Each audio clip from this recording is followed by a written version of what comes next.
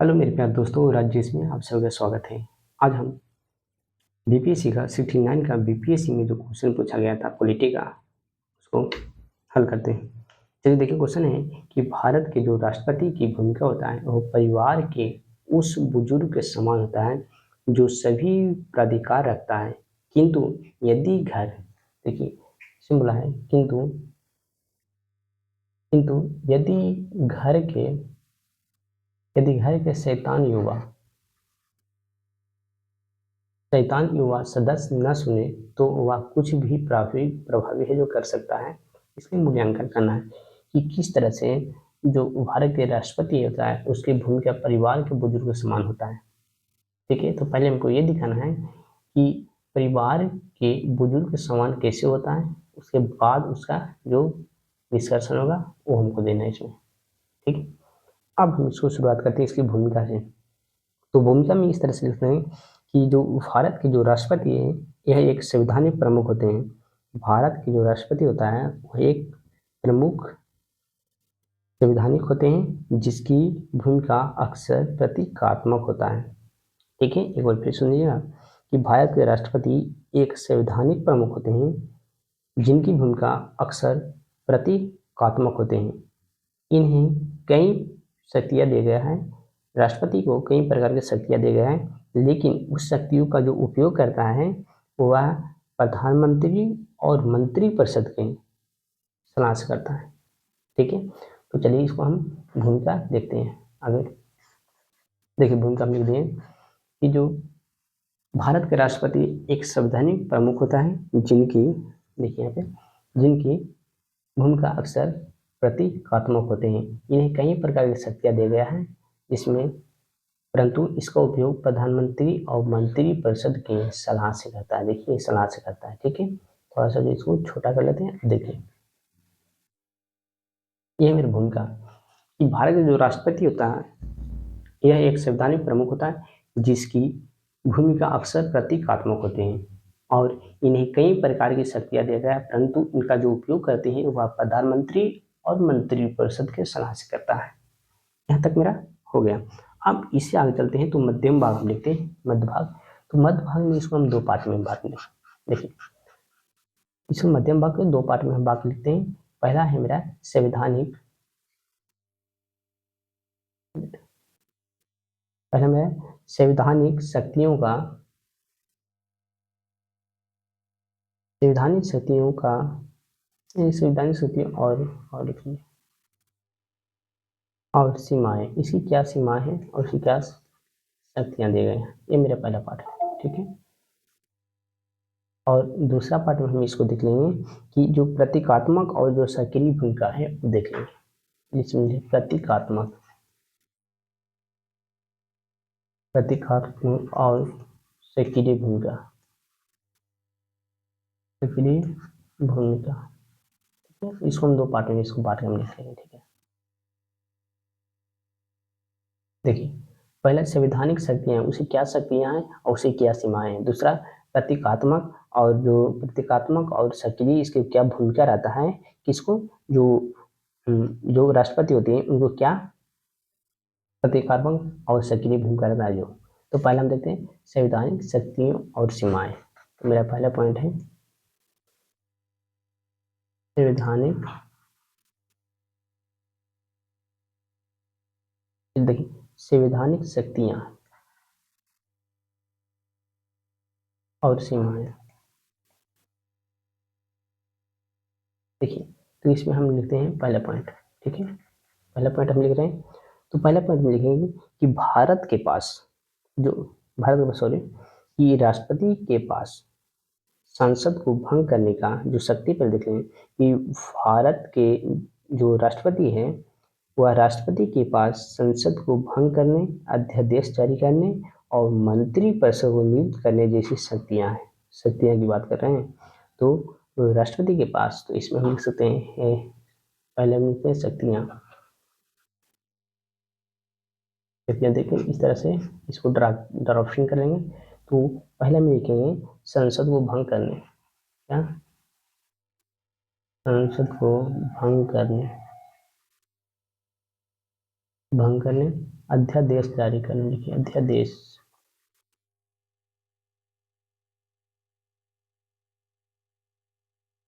अध्यादेश जारी करने। और मेरा है मंत्रिपरिषद की नियुक्ति।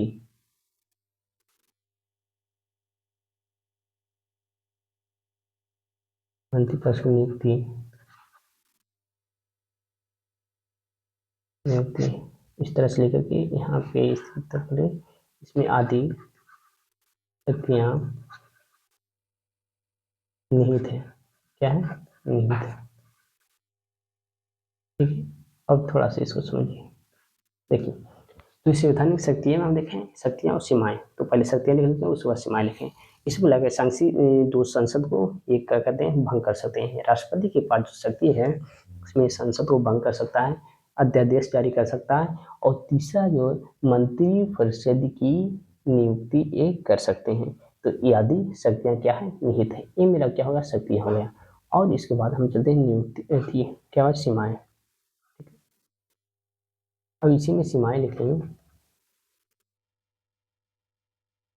सीमाएं, दूसरा पॉइंट मेरा है सीमाएं। तो सीमाएं लिख देते हैं, परंतु ये शक्तियां जो होता है ये व्यापारिक रूप से केवल प्रधानमंत्री और मंत्रिपरिषद की सलाह से प्रभावी होता है। इसे सीमाएं यही है कि जो भी ये काज करेगा, ठीक है, देखिए यहाँ जो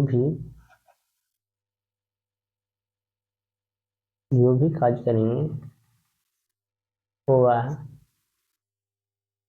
होगा इस तरह से कर लीजिए, होगा प्रधानमंत्री या मंत्रिपरिषद, ये दोनों को सलाह से करेंगे,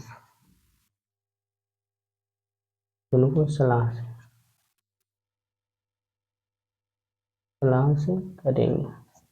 जैसे कहने का अर्थ है, समझिए, हम देखिए समझाते हैं कि यहाँ पे दादाजी हुए, ये हुए दादाजी, ठीक है, ये उनको बेटा हुए यानी मेरे पिताजी हुए, ये हम हुए, ठीक है। तो इसको ऐसा समझिए कि क्वेश्चन था उसके अनुसार समझिए कि अब इस क्वेश्चन में बोला गया कि जितना अधिकार है इसके पास है, पूरा शक्ति इसके पास, ये हेड है, मालिक है, लेकिन जो भी काज करता है इन दोनों को आदेश से एक करते हैं तीसरा व्यक्ति। तो यहाँ पे मान लो कि ये है कौन सा? राष्ट्रपति है, ठीक है, और ये है प्रधानमंत्री और ये मंत्रिपरिषद है, ठीक है। तो अगर बात की मतलब ये जो हम व्यक्ति हैं, हमको लेना है बाइक, क्या लेना है? बाइक या साइकिल लेना है, ठीक है, हमको साइकिल लेना है। तो हमको साइकिल लेना है, तो मेरे पास पैसा तो क्या नहीं है, मेरे पास कुछ शक्ति भी नहीं है कि हम जाकर डायरेक्ट खरीद सकें, कुछ भी नहीं मेरे पास। तो ये जो साइकिल वाला व्यक्ति है, ये हम हैं, वह किसके पास बोलेंगे? हम बोलेंगे पिताजी को कि हमको साइकिल चाहिए, हमको साइकिल चाहिए। तो पिताजी बोलेंगे कि वो ठीक है, तुमको ज़रूरत है पढ़ने जाने के लिए, साइकिल ठीक है। अब तो पैसा तो इन्हीं के पास भी नहीं है, मालिक है ये दादाजी। तो अब ये दादाजी के पास ये बोलेंगे कि बेटा के लिए साइकिल की ज़रूरत है, साइकिल लेकर दे दीजिए। अब ये जो डिस्कशन लिखे, अगर ठीक है बोलेंगे ठीक है देना है, तब ठीक है, बिल पास हो गया। अगर ये बोलेंगे नहीं नहीं देना है, तो बिल अधूरा रह गया, ये नहीं पास हुआ। तो कहने का अर्थ है कि इनके पास पावर बहुत है, लेकिन जब भी काज करेंगे ये दोनों को सहायता से ये काम करेंगे, ठीक है, ये बात है। अब इसको देखिए, तो इसको दो शक्ति हम देख लिए। अब यहाँ पर समझिए, इनको सीमाएं भी है कि जो प्रधानमंत्री मंत्रिपरिषद की सलाह से काम करेंगे, ठीक है। और इसको हम देखिए, शक्ति हम देख लें कि संसद को भंग कर सकता है, अध्यादेश जारी कर सकता है और मंत्रिपरिषद की नियुक्ति कर सकते हैं, ठीक है, इनकी शक्तियाँ हैं। अब मेरा अगला पॉइंट है, दो था, ये मेरा हो गया। मेरा दूसरा पॉइंट था, उसको देखते हैं। चलिए, मेरा दूसरा था प्रतीकात्मक और सक्रिय भूमिका। प्रतीकात्मक और सक्रिय भूमिका,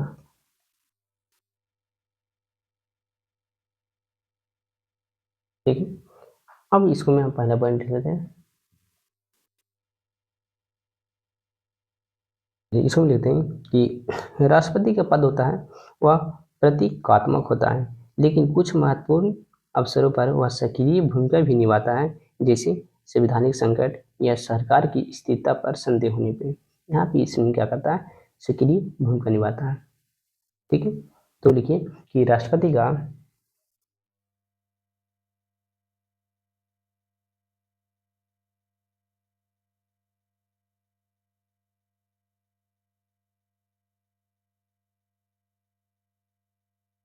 लिखिए कि राष्ट्रपति का पद जो होता है वह प्रतीकात्मक होते हैं, लेकिन इसके लिए लेकिन कुछ महत्वपूर्ण अवसरों पर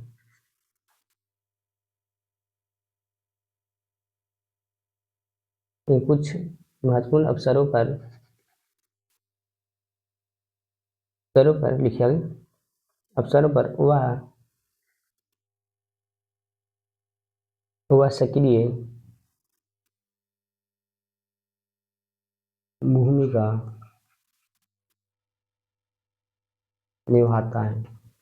ठीक है, क्या निभाता है, तो सक्रिय भूमिका निभाता है। जैसे में देख लीजिए,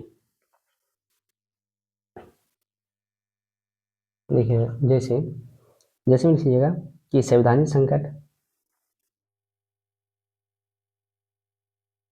संकट आ जाता है, तब सक्रिय भूमिका निभाते हैं। या कर लीजिएगा सरकार की स्थिरता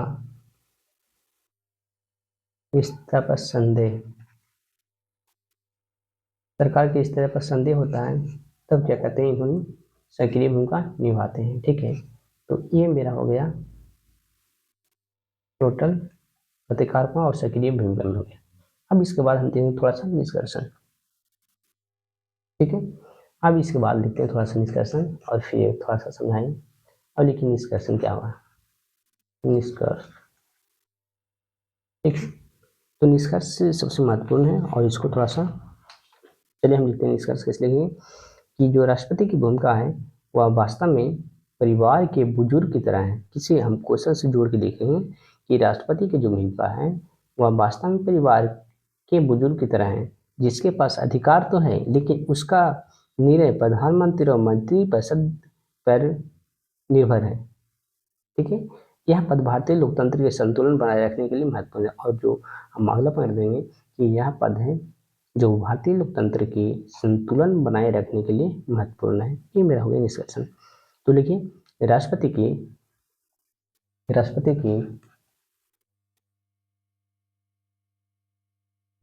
भूमिका वास्तव में परिवार के बुजुर्ग के समान है, जिसके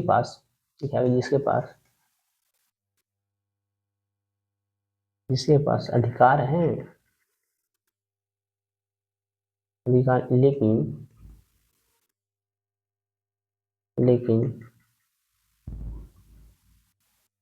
लेकिन निर्णय प्रधानमंत्री और मंत्रिपरिषद के सलाह से या सलाह पर निर्भर करते हैं। और इसको इसी मंत्र को लिखे और लिखे और यह पद भारतीय लोकतंत्र में संतुलन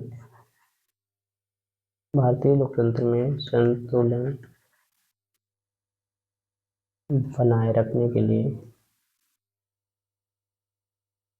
महत्वपूर्ण है।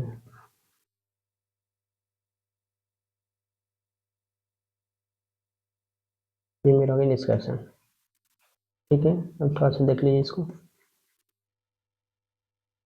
चलिए हम लिखेंगे कि निष्कर्षण लिखें कि भारत की जो राष्ट्रपति की भूमिका है वह वास्तव में परिवार के बुजुर्गों के समान है। ठीक है, जिस तरह से परिवार में एक बुजुर्ग होता है, उसके पास अधिकार तो पर्याप्त है, लेकिन वह अपना जो भी काम होता है उसको नीचे लेवल वाला जो व्यक्ति होता है उससे पूछ किया जाता है। तो इसी में बोला है कि राष्ट्रपति की भूमिका वास्तव में परिवार के बुजुर्ग के समान है, जिसके पास अधिकार तो है लेकिन उसका निर्णय है वह प्रधानमंत्री और मंत्रिपरिषद की सलाह पर निर्भर करता है। ठीक है, और इससे आगे हम देखें कि यह पद भारतीय लोकतंत्र में, क्या आगे देखिए क्वेश्चन, कि यह पद भारतीय लोकतंत्र में संतुलन बनाए रखने के लिए महत्वपूर्ण है। ठीक है, तो एक बार फिर से हम शुरुआत से देख लेते हैं किस तरह से लिखें।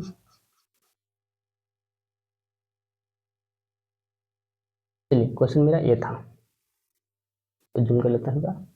चलिए, मेरा क्वेश्चन ये रहा कि भारत के राष्ट्रपति की भूमिका परिवार के बुजुर्ग के समान है, जो सभी प्राधिकार रखता है, किंतु यदि घर का शैतान युवा सदस्य न सुने तो वह कुछ भी प्रभावित कर सकता है।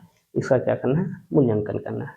ठीक है, अब देखिए इसमें सबसे पहले हम लिखें इसकी भूमिका कि भारत का राष्ट्रपति एक संवैधानिक प्रमुख होता है, जिसकी भूमिका अक्सर प्रतीकात्मक होती है और इसमें कई प्रकार की शक्तियां देगा है, जिसमें से प्रधानमंत्री और मंत्रिपरिषद सलाह करता है।